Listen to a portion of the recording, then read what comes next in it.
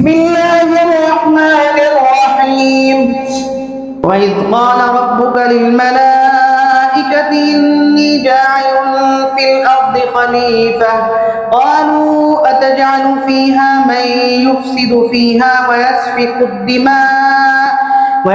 الدماء ونحن نسبح بحمدك ونقدس لك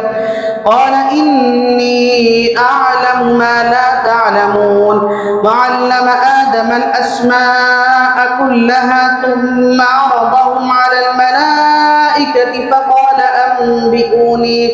فقال أنبئوني بأسماء هؤلاء إن كنتم صادقين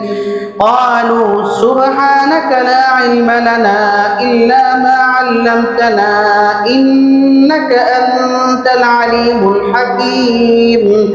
قال يا آدم أنبئهم بأسمائهم فلما أنبأهم بأسمائهم